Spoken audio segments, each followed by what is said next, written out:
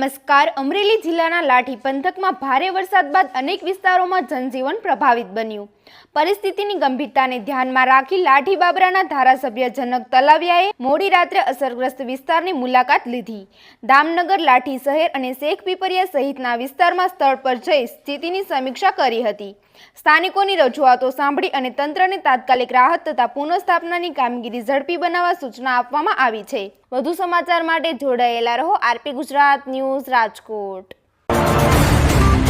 ગઈકાલથી આ સમગ્ર અમરેલી જિલ્લામાં જે રીતે વરસાદ પડી રહ્યો છે અને એના કારણે લાઠી વિસ્તારની અંદર પણ લાઠી શહેરમાં અને આજુબાજુના ગ્રામ્ય વિસ્તારોમાં પણ ખૂબ ભારે વરસાદ પડ્યો છે અને અમુક ગામની અંદર જે વર્ષોથી જેણે પાણી નથી જોયું એવા ગામોની અંદર પણ આ વખતે પાણી ઘૂસી ગયા છે. ખાસ કરીને ગઈકાલે રાત્રે આ લાઠી શહેરમાં પણ જે અમુક વિસ્તારમાં ક્યારેય પાણી ન આવ્યું હોય એવા અમુક વિસ્તારોની અંદર પણ ખૂબ મોટા પ્રમાણમાં નાના નાના ઘરોની અંદર, ઝૂંપડાઓની અંદર પાણી ઘૂસી ગયા હતા.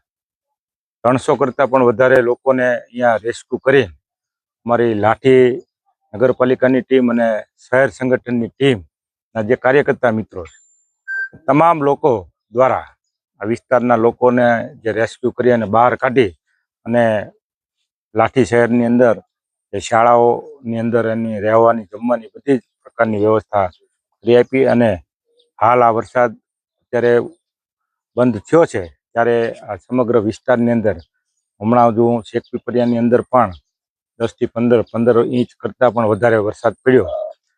એવી જ રીતે દામનગર, લાઠી શહેર, પાડરસિંગા, આસા આ તમામ ગામોની અંદર મુલાકાત કરી અને લોકોની વચ્ચે જઈ અને જે લોકોને કંઈ નાની મોટી નુકસાની થઈ છે કે નહીં એનું સર્વે અમારી ટીમના દરેક કાર્યકર્તા મિત્રો સાથે હું મુલાકાત કરી રહ્યો છું.